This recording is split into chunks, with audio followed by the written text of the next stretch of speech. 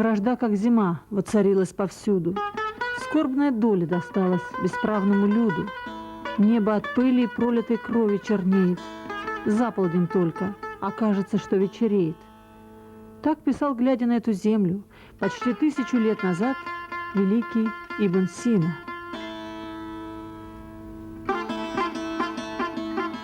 Гражданская война в Таджикистане, унесшая за 2 года более 100 000 жизней, объявлена законченной, но продолжают пропадать и погибать люди. Только за последние 3 месяца убито несколько крупных предпринимателей, российских и таджикских военнослужащих, журналистов. Во многих районах республики, в самом Душанбе, продолжает действовать режим чрезвычайного положения.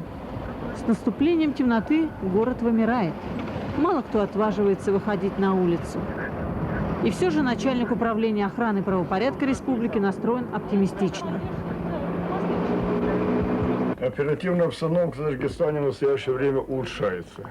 За первое полугодие 1994 года число преступлений по всем линиям сократилось на 39%, по линии уголовного розыска на 45,5%, по линии тяжкого преступления на 47,5%. Ну, это вот в процентах. А как вот можно сказать другими цифрами? Можно другими словами? Ну, другими словами, это значит, идет резкое сокращение числа преступлений против граждан. Но в то же время, значит, продолжает иметь место большое количество преступлений, совершенных с применением оружия.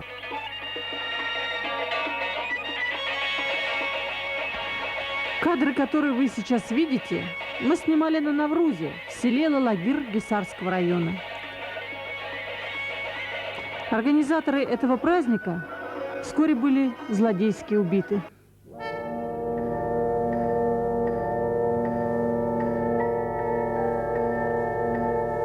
В старинном народном состязании бускаши победителем станет тот, кто вырвет у соперников тушу козла. Хорошо, если бы борьба за власть в республике между кланово-региональными группировками носила такой же открытый характер, что называется, велась политическими средствами. Но по мнению наблюдателя ООН Ливио Бота, в Таджикистане нет политической культуры, нет традиций демократии. Хотим создать правовое светское государство, то есть, что наша конституция, наши законы отвечали требованиям времени и международных норм. Народ должен выбрать своего, как говорится, лидера свободно, демократично. И после этого и будет, наверное, до конца года выборы нового парламента. Мы видим в новом парламенте, чтобы участвовали все регионы, все слои населения, нельзя от национальности.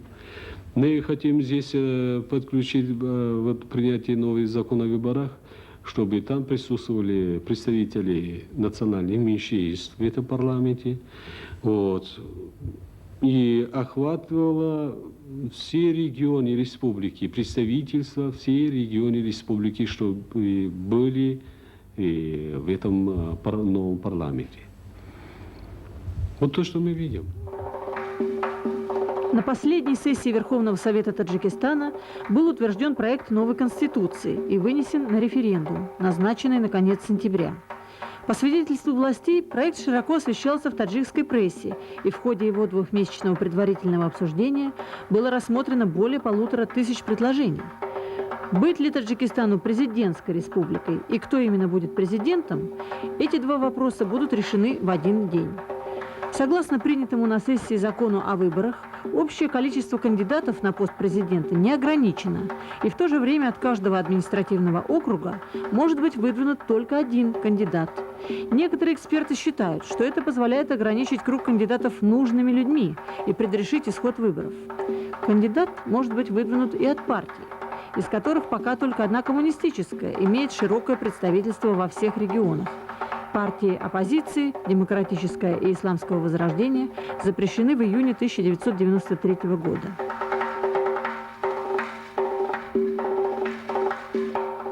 Не проходит дня, чтобы не было нарушений на границе с Афганистаном, самой южной границе СНГ.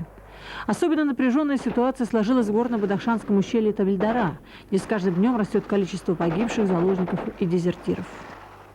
Российские пограничные войска ощущают этот накал буквально каждую минуту. Продолжаются обстрелы, продолжаются нападения, продолжаются различного рода провокационные действия. На сегодняшний день фактически те замыслы противника и оппозиции, которые были спланированы в стратегическом плане, они, будем считать, сорваны. Во время гражданской войны по ту сторону Пенджи оказалось более 60 тысяч жителей Таджикистана. Корреспондент газеты «Коммерсант Дейли» Алексей Ильин недавно побывал со своей камерой в афганской провинции Кундуз, где, по данным ООН, живет 15 тысяч беженцев из Таджикистана.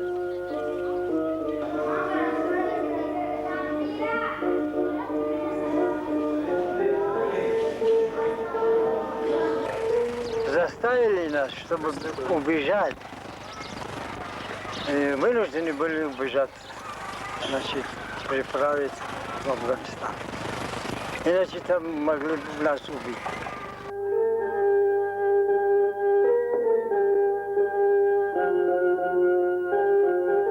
Страшно, и нельзя туда еще возвращаться. И кому верить там в Таджикистане? Там некому верить. Огромное количество неустроенных, потерявших надежду беженцев служит основной социальной базой таджикской оппозиции, точнее той ее части, которая считает, что справедливость можно восстановить только с оружием в руках. Идейным вдохновителем вооруженной оппозиции, одним из ее признанных лидеров, является живущий в Афганистане председатель движения исламского возрождения Таджикистана Саид Абдулла Нури.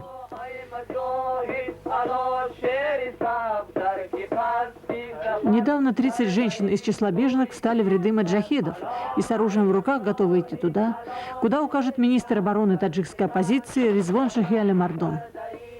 Маджахеда ничего не остановит. И никакой опасности я не чувствую. В нынешнем правительстве я не говорю, что все плохие. Есть там люди, которые они понимают это. Но у них нет возможности, чтобы все взять и сделать наоборот. Потому что во власти сидят те люди, которые руки в крови. И они боятся того, что история их не простит. Они боятся того, что народ их не простит. Они боятся того, что и мы не простим. А простить мы не простим. И никаких вам компромиссов. Логический парадокс ситуации состоит в том, что на пути маджахедов к торжеству справедливости, так как они ее представляют, оказываются прежде всего российские пограничники и войска коллективных миротворческих сил, стоящие на границе по решению стран СНГ. У многих напрашивается ассоциация с афганской войной.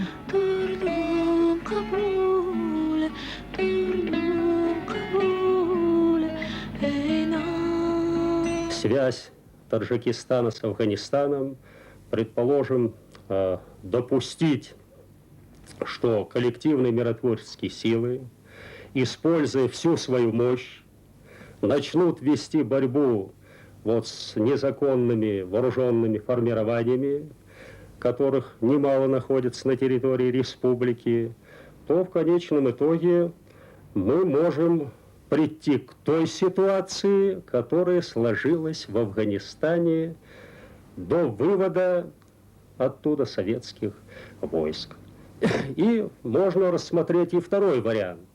Предположим, если вывести из Таджикистана коллективные миротворческие силы, российские пограничные войска, то может создаться здесь такая ситуация, которая вот сейчас в Афганистане. То есть мы получим второй Афганистан сегодняшний. Это подтверждается и наличием вооруженных группировок, таджикской оппозиции на сопредельной территории. И то, что еще пограничные войска в Таджикистане еще не созданы, да и вооруженные силы Таджикистана находятся еще в стадии, так сказать, формирования. Ну а главной задачей для нас является это содействие нормализации обстановки на таджикско-афганской границе в целях стабилизации общей обстановки в Республике Таджикистан и создание условий для прогресса диалога между всеми заинтересованными сторонами.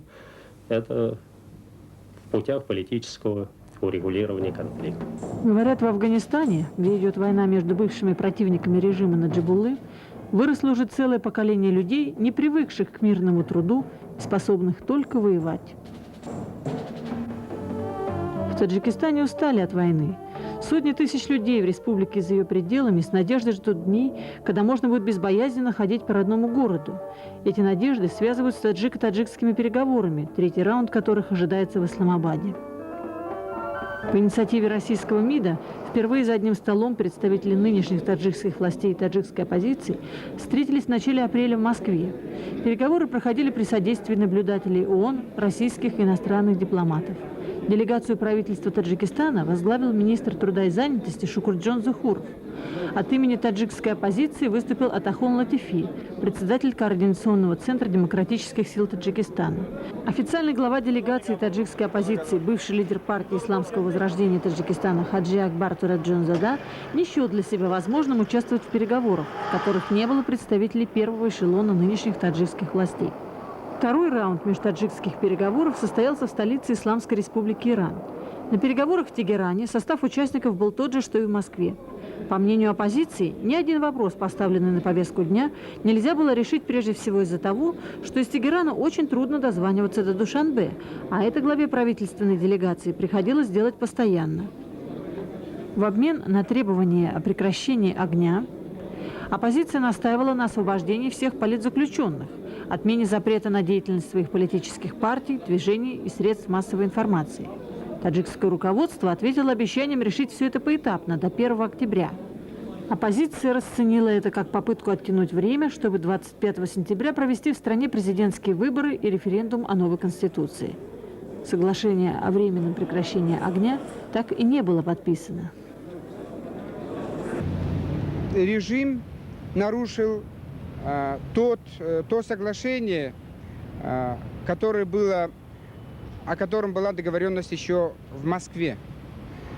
Мы заявили, и они заявили о том, что пока все 3 блока вопросов не будут обсуждены на переговорах, никаких выборов, никаких обсуждений Конституции не будет. А у нас как раз 3-й блок вопросов так и называется «Будущее конституционное устройство Республики Таджикистан». Последние события показывают, что переговорному процессу нет альтернативы. И оппозиция надеется на то, что в Исламабаде все-таки будет подписано соглашение о временном прекращении огня. Как можно провести свободные демократические выборы в стране, когда идет чрезвычайное положение, когда везде комендантский час, когда политику определяет человек с автоматом только после возвращения всех беженцев, после создания правительства национального согласия, после того, как будут действовать в Таджикистане все партии, будут действовать свободная печать, только тогда можно провести выборы. Какова реальная возможность организации проведения выборов для беженцев? Мы создадим все условия для того, чтобы наши граждане, находящиеся сейчас на территории Республики Афганистан, беженцы, одним словом, или вынужденные переселенцы, может быть, они, чтобы участвовали в референдуме и в выборе главы государства. Скорее всего, наверное, мы организуем в посольствах тех республик, где, на наш взгляд, много наших соотечественных сограждан сейчас там проживают или находятся. А что касается беженцев Афганистана, сегодня их одни источники говорят, что около 20 тысяч, другие говорят около 22-23 тысяч. Ну, в пределе вот этого. Ну, да, 22-23. То у нас 2 группы работают. Вот с первого дня, начиная с 6 декабря 1992 года, Мы с ними работаем, и там две рабочие группы Верховного Совета с помощью международных организаций, там стран, посредников, наверное, в 2-3 местах и в Афганистане можем организовать, чтобы они участвовали в голосовании. Лишь бы не было никакой провокации со стороны там групп, которые, может быть, находятся в числе беженцев, себе приплюсуют к беженцам, да, не хочет, чтобы был мир и покой. Если какой-нибудь провокации не будет, мы создадим максимум условий с тем, чтобы наши сограждане, независимо где они находились, участвовали в решении этого вопроса. Кумриханов, сколько у вас человек живет в этой квартире? 12 человек. По данным нашего фонда, в странах СНГ сейчас находится 842 тысячи беженцев из Таджикистана. Из них всего 254 тысячи официально прошли регистрацию в службах миграции этих стран СНГ. Остальные все бесправные, не имеют никакого статуса. Вот именно поэтому и даже при желании организовать проведение именно здесь, в России, в других странах, проведение голосования беженцев очень сложно. Очень сложно. Однако в российском МИДе считают, что у оппозиции есть все возможности включиться в конституционный процесс. Очевидно, нужно, и к этому, собственно, призывает руководство нынешнее в Душанбе, чтобы оппозиция, любая оппозиция причем, и, так сказать, легальная, там есть легальная оппозиция, и нелегальная или вооруженная оппозиция, призывает к тому, чтобы они включились в этот процесс, в процесс политического устроения, что ли, страны, в конституционный процесс. При этом гарантируется, и договоренность на этот счет между таджикскими сторонами имеется, гарантируется, так сказать, безопасность и легитимность участия оппозиции во всем этом процессе. Плюс к этому я должен сказать, что документы и, главным образом, Конституция подвергались международной экспертизе юридической. Мы – народ Таджикистана. Такими словами начинается проект Конституции, одобренный на сессии Верховного Совета в Душанбе.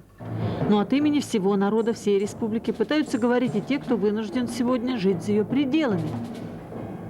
Рахмонова народ Таджикистана не поддерживает.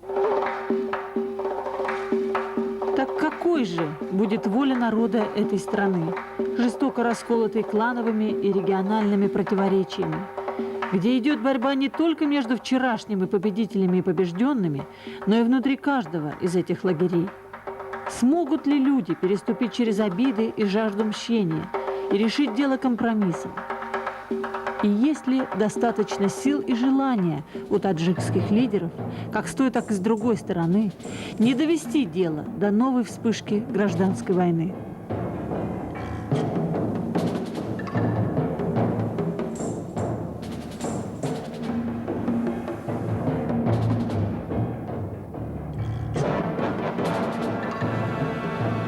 Все хорошо будет. Все хорошо будет. Мэр будет. Все.